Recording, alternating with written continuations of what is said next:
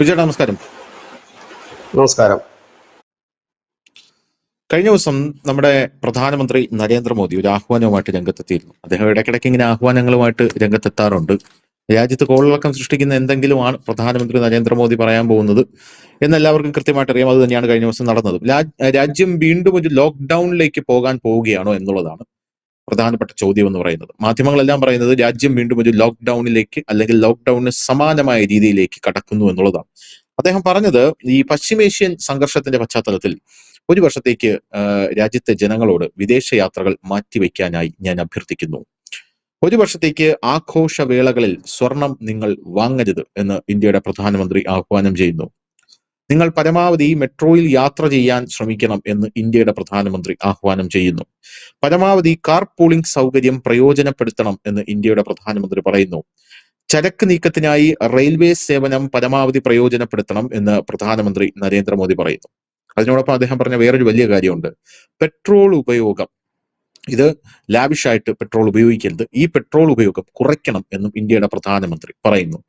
ഇതിനെ വലിയ രീതിയിൽ പരിഹസിച്ചുകൊണ്ട് കോൺഗ്രസിന്റെ പല നേതാക്കളും രംഗത്തെത്തുന്നുണ്ട്. ചെയ്യേണ്ട കാര്യങ്ങൾ ചെയ്യേണ്ട സമയത്ത് ചെയ്യാത്തത് കൊണ്ടാണ് ഇപ്പോൾ ഇങ്ങനെ ആഹ്വാനങ്ങളുമായി എത്തേണ്ടത് എന്നാണ് പ്രധാനമന്ത്രി പറയുന്നത്. പക്ഷെ വേറൊരു പ്രധാനപ്പെട്ട കാര്യം, നമ്മുടെ രാജ്യത്ത് പെട്രോൾ വില പിടിച്ചു നിർത്തിയിരിക്കുന്ന ലോകത്തിലെ ഒരു രാജ്യം എന്ന് പറയുന്നത് ഇന്ത്യയാണ്. അതും ഇത്രയും വലിയ ഹ്യൂജ് ആയിട്ടുള്ള ഒരു പോപ്പുലേഷൻ വെച്ചിട്ട് അതൊരു വലിയ കാര്യമാണ്. പെട്രോൾ കമ്പനികൾക്ക് ഇതിൽ നഷ്ടം 30,000 കോടിയാണ്. സർക്കാരും ഇതിൽ നഷ്ടം സഹിക്കുന്നുണ്ട് എന്നുള്ളതാണ് പ്രധാനപ്പെട്ട കാര്യം എന്ന് പറയുന്നത്. എന്തുകൊണ്ടാണ് പ്രധാനമന്ത്രി ഇത്തരത്തിലൊരു ആഹ്വാനവുമായിട്ട് രംഗത്തെത്തിയിരിക്കുന്നത് ബിജുചേട്ടാ? വലിയ രീതിയിലുള്ള പ്രതിസന്ധി നമ്മുടെ രാജ്യത്ത് ഉടലെടുത്തിരിക്കുന്നു എന്ന് ഇതിൽ നിന്ന് വ്യക്തമാണ്. അല്ലെങ്കിൽ നമ്മൾ ഒരു ഗുരുതര പ്രതിസന്ധിയിലേക്ക് കടക്കുകയാണ്. ഒരു യുദ്ധം വന്നപ്പോൾ ഒരു തുടക്കത്തിൽ ഒരു നമ്മുടെ രാജ്യത്തിന് എല്ലാം പിടിച്ചു നിർത്താൻ കഴിയുന്ന ഒരു മോഡ് ഉണ്ടായിരുന്നു. അത് കഴിഞ്ഞിട്ട് ഒരു പ്രതിസന്ധി മോഡിലേക്ക് നമ്മൾ കടക്കുകയാണോ? എന്താണ് ഇതിന് പിന്നിലെ പ്രധാനമന്ത്രിയുടെ മനോനില? ധനുഷ, നിലവിൽ പ്രതിസന്ധിയില്ല, പക്ഷെ പ്രതിസന്ധി വരും എന്നുള്ളതാണ് പുറത്തു വരുന്ന വിവരം. കഴിഞ്ഞ കുറെ ദിവസങ്ങളായിട്ട് ഒരുപക്ഷെ അടുത്ത മാസത്തേക്കൂടി ഇതേ നിലയിലാണ് നമ്മൾ പോകുന്നതെങ്കിൽ നമ്മുടെ പെട്രോളിന്റെ ഡീസലിന്റെ വില വർദ്ധിക്കാനുള്ള സാധ്യതകൾ കൂടുതലാണ്. കാരണം നമ്മൾ മിഡിൽ ഈസ്റ്റിനെയാണ് ഒരു 45-60% എണ്ണയ്ക്കായിട്ട് ആശ്രയിക്കുന്നത്. ഗൾഫ് രാജ്യങ്ങളെയാണ്. അതെല്ലാം ഈ ഹോർമുസ് കടലെടുക്ക് വഴിയാണ് വരുന്നത്. പക്ഷെ ഇപ്പോൾ ഹോർമുസ് കടലെടുക്ക് പൂർണ്ണമായി തന്നെ അടഞ്ഞിരിക്കുന്നു. ഇപ്പോൾ മിഡിൽ ഈസ്റ്റിൽ നിന്നുള്ള എണ്ണ വരവ് കുറഞ്ഞിരിക്കുന്നു, വളരെയധികം കുറഞ്ഞിരിക്കുന്നു. അപ്പോൾ ഏതാണ്ട് കഴിഞ്ഞ വർഷം 2025-26 തുടക്കം വരെ നമ്മൾ മിഡിൽ ഈസ്റ്റിൽ നിന്ന് മാത്രം വാങ്ങിയത് 45-55% ആണ്. അതായത് നമ്മുടെ മൊത്തം എണ്ണ ഉപയോഗത്തിന്റെ 55% നമ്മൾ മിഡിൽ ഈസ്റ്റിനെ ആശ്രയിച്ചിരുന്നതാണ്. ആ മിഡിൽ ഈസ്റ്റിൽ ഇപ്പോൾ ഒരു തുള്ളി എണ്ണയും വരാൻ കഴിയാത്ത ഒരു സാഹചര്യം. ഈ സാഹചര്യത്തിൽ വരുമ്പോൾ സ്വാഭാവികമായി പിന്നെ എന്തായിരിക്കും നമ്മുടെ രാജ്യം ചെയ്യുക എന്ന് ചോദിച്ചാൽ, നമ്മൾ മറ്റു പല രാജ്യങ്ങളിൽ, പ്രത്യേകിച്ച് ലാറ്റിൻ അമേരിക്കൻ രാജ്യങ്ങളിൽ നിന്നോ ഇല്ലെങ്കിൽ മറ്റ് വെനസ്വലയിൽ നിന്നോ അടക്കം നമുക്ക് എണ്ണ കൊണ്ടുവരേണ്ടതായി വരും. അത് കൊണ്ടുവരുമ്പോൾ അത് കൊണ്ടുവന്ന് പ്രോസസ്സ് ചെയ്യാനുള്ള ചാർജ്, അത് കൊണ്ടുവരുന്ന ട്രാൻസ്പോർട്ടേഷൻ ചാർജ് വരുമ്പോൾ സ്വാഭാവികമായും വലിയ തുക തന്നെ എണ്ണ കമ്പനികൾക്ക് ചിലവാകും. അത് അവർക്ക് സ്വാഭാവികമായി കസ്റ്റമേഴ്സിന് വിധിച്ചു കൊടുത്താൽ പറ്റും അവർക്ക്. അല്ലാതെ ഏതെങ്കിലും ഒരു കമ്പനി നഷ്ടം സഹിച്ചുകൊണ്ട് കസ്റ്റമർക്ക് ഫ്രീ ആയിട്ട് എണ്ണ കൊടുക്കുകയോ ഇല്ല കുറഞ്ഞ റേറ്റിന് എണ്ണ കൊടുക്കുകയോ ചെയ്യില്ല. രാജ്യത്തിന് അതിന്റെ ബാധ്യത താങ്ങാനും കഴിയില്ല. മൻമോഹൻ സിംഗിന്റെ കാലത്ത് തന്നെ എണ്ണ കമ്പനികൾക്കാണ് വില നിശ്ചയിക്കാനും മറ്റുമുള്ള അധികാരം കൊടുത്തിരുന്നത്. അപ്പോൾ അതിനകത്ത് ഒന്നും തന്നെ ചെയ്യാൻ കഴിയില്ല. ഈ ഒരു സാഹചര്യത്തിൽ മുൻകൂട്ടി നമ്മൾ കാണുന്നു എന്നേ ഉള്ളൂ. അദ്ദേഹം ഇന്നലെ അത് പറഞ്ഞപ്പോൾ ലോകം അധികം ശ്രദ്ധിക്കാത്തൊരു വാർത്ത കൂടി ലോകത്ത് മുഴുവൻ വന്നിട്ടുണ്ട്. ഇപ്പോൾ ഖാർഗെ ദ്വീപിലെ നിന്ന് എണ്ണ കടലിലേക്ക് ഒഴുകുന്നു എന്നുള്ളതാണ്. അത് വലിയ വാർത്തയാണ്. ഖാർഗെ ദ്വീപിൽ നിന്ന് 80,000 ബാരൽ ക്രൂഡ് ഓയിൽ കടലിൽ പരക്കുന്നതായിട്ട് ഉപഗ്രഹ ചിത്രങ്ങൾ പുറത്തു വന്നിട്ടുണ്ട്. ന്യൂസ് ഇന്ത്യ മലയാളം ആ വാർത്ത നൽകിയിട്ടുണ്ട്. അത് ഞാനതാ പറഞ്ഞത്, ധനുഷ് തുടക്കത്തിൽ പറഞ്ഞ നരേന്ദ്രമോദി ഒന്നും കാണാതെ പറയില്ല.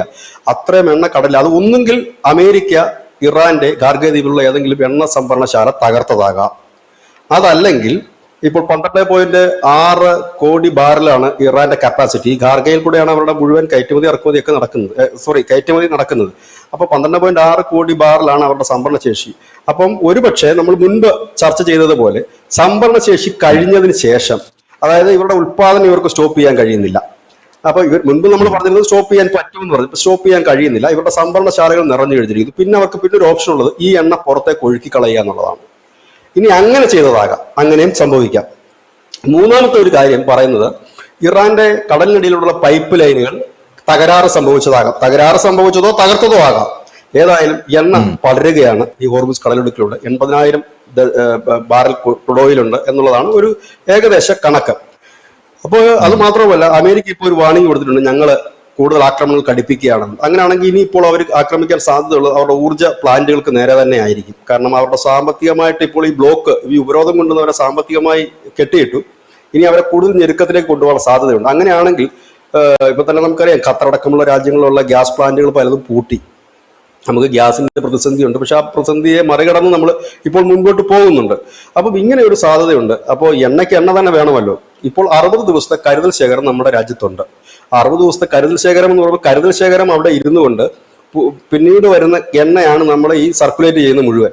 ഈ കരുതൽ ശേഖരത്തിന് എടുത്ത് കഴിഞ്ഞാൽ കരുതൽ ശേഖരം കുറഞ്ഞുകൊണ്ടിരിക്കുമല്ലോ ഓരോ ദിവസവും. അപ്പൊ ഈ സർക്കുലേറ്റ്, അപ്പൊ ആ വരവ് കുറഞ്ഞു തുടങ്ങിയിരിക്കുന്നു. അതൊരു യാഥാർത്ഥ്യമാണ്. ഒരുപക്ഷെ ഈ മാസം അവസാനം അടുത്ത മാസമൊക്കെ ഒരുപക്ഷെ പെട്രോളിനും ഡീസലിനും വില കൂടിയാലും അത്ഭുതപ്പെടാനൊന്നുമില്ല. എണ്ണയുടെ വളരെ കുറഞ്ഞിരിക്കുന്നു. ഒരുപക്ഷെ ഭാവിയിലേക്ക് ഈ എണ്ണ, ഞാൻ നേരത്തെ പറഞ്ഞ കണക്ക് ഒരു റേഷനിങ് സമ്പ്രദായം പോലെ, അതായത് ഇപ്പോൾ പമ്പുകൾക്ക് ഒരു 10 പമ്പ് ഒരു സ്ഥലത്തുണ്ട് എന്നുണ്ടെങ്കിൽ 5 പമ്പ് ഒരു ദിവസവും 5 പമ്പ് മറ്റൊരു ദിവസവും തുറക്കുന്ന രീതിയിലേക്ക് മാറിയേക്കാം. അതുപോലെ വൈകുന്നേരം 5 മണി വരെ പമ്പ് തുറക്കുന്ന ഒരു രീതിയിലേക്ക് മാറിയേക്കാം. ഇല്ലെങ്കിൽ അങ്ങനെ ചില പമ്പുകൾ അത്രയും സമയം വരെ അങ്ങനെയൊക്കെ മാറാനുള്ള ഓപ്ഷൻസ് ഉണ്ട് ഒരുപാട്. അപ്പൊ അവിടെയാണ് പറയുന്നത്. പക്ഷെ ഇത് സർക്കാർ ഇപ്പോൾ ഒരു ഉത്തരവായിട്ട് ഇറങ്ങാൻ ഉള്ള സാധ്യതകൾ വളരെ കുറവാണ്. അതാണ് ഇപ്പൊ ലഭ്യമാകുന്ന ഒരു വിവരം. അത് ജനങ്ങളോട് അഭ്യർത്ഥിക്കുകയാണ്, നിങ്ങൾ ഇത് ചെയ്താൽ നമുക്കത് നേട്ടം ഉണ്ടാകുന്നതാണ് എന്ന് അദ്ദേഹം പറയുന്നു. പക്ഷെ BJP സംബന്ധിച്ച് ഇപ്പോൾ അത് ഉത്തരവിറക്കേണ്ട കാര്യമില്ല. കാരണം അവരിപ്പോൾ നിലവിൽ 22 സംസ്ഥാനം ഈ രാജ്യത്ത് ഭരിക്കുന്നുണ്ട്. ഇന്നലെ തന്നെ മഹാരാഷ്ട്ര മുഖ്യമന്ത്രി ദേവേന്ദ്ര ഫഡ്നാവിസ് അതിനു വേണ്ടിയിട്ടുള്ള നടപടികളിലേക്ക് കടന്നു കഴിഞ്ഞിരിക്കുന്നു. അവർക്ക് ഇപ്പോൾ തന്നെ ഈ 22 സ്റ്റേറ്റിൽ അത് ഈസി ആയിട്ട് അവർക്ക് ജനങ്ങളെ ബോധവൽക്കരിക്കാനും ഇത് ഏകദേശമൊക്കെ നടപ്പാക്കാനും കഴിയുമെന്ന് പ്രതീക്ഷിക്കുന്നു. ഇത് ആരോടുള്ള വെല്ലുവിളിയല്ല, ഇതിപ്പോ രാഷ്ട്രീയ വെല്ലുവിളി അല്ലല്ലോ. കാരണം നമ്മുടെ രാജ്യം എണ്ണ ഉത്പാദിപ്പിക്കാത്ത രാജ്യമാണ്. നമ്മളാരും ഇരുന്ന് ഉത്പാദിപ്പിക്കാനും കഴിയുന്ന ഒരു രാജ്യമല്ല. നമുക്കിത് കണ്ടെത്താനായിട്ട് നമ്മുടെ രാജ്യത്ത് അങ്ങനെ എണ്ണ ശേഖരങ്ങളൊന്നുമില്ല. നമ്മൾ കണ്ടെത്തിയിട്ടുണ്ട്, അതൊക്കെ ഇനി ഖനനം ചെയ്ത് വരുമ്പോഴേക്കും ടൈം എടുക്കുകയും ചെയ്യും. ഇങ്ങനെയുള്ള ഒരു സാഹചര്യം ഇപ്പൊ ആൻഡമാനിലൊക്കെ എണ്ണ കണ്ടെത്തി എന്ന് പറയുമ്പോൾ ആളുകൾ ധാരണ നാളെ ബക്കറ്റുമായിട്ട് പോയാൽ മതി, ഓരോ ബക്കറ്റ് കോരി എടുക്കാം എന്നുള്ള ധാരണയാണ്. പക്ഷെ അതൊക്കെ ഒരുപാട് ടൈം എടുക്കുന്ന ഒരു പ്രോസസ്സാണ്. അപ്പം അതിനൊരു ടൈം എടുക്കും. അപ്പം ഇത് ഒരു പ്രതിസന്ധി. ഇത് ലോകത്ത് മുൻപും ഇറാൻ ഇറാഖ് യുദ്ധമൊക്കെ ഉണ്ടായപ്പോഴും ഇത് പ്രതിസന്ധി വന്നിട്ടുണ്ട്. പക്ഷെ അന്ന് നമ്മുടെ രാജ്യത്തിന് അത് വലിയ രീതിയിൽ എഫക്ട് ചെയ്യാൻ അന്ന് ഇത്രയും വണ്ടിയില്ല, വാഹനങ്ങൾ വളരെ കുറവാണ്, ഇത്രത്തോളം നമ്മൾ ഡെവലപ്പ് ആയിട്ടില്ല. അന്നുമൊക്കെ നമ്മൾ ഈ പൊതു ഗതാഗതത്തെ ആശ്രയിച്ചൊക്കെ മുമ്പോട്ട് പോകുന്നൊരു വലിയ ജനമാണ്. പക്ഷെ ഇന്നൊരു വീട്ടിൽ തന്നെ 3-4 കാറുകളുള്ള ഒരു അവസ്ഥയാണ്. അതാണ് അദ്ദേഹം കാർപൂളിലേക്ക് പറഞ്ഞ ഒരു കാര്യം. അതായത് ഒരാളുടെ കാറിൽ ഒരു ഓഫീസിലേക്ക് പോകുന്ന 5 പേര് ഒരു കാർ ഉപയോഗിച്ചാൽ വളരെ നന്നായിരിക്കും. 5 പേരും 5 കാറിൽ പോകുമ്പോൾ ഉണ്ടാകുന്ന ഇന്ധന നഷ്ടം നമുക്കത് കുറയ്ക്കാൻ കഴിയും.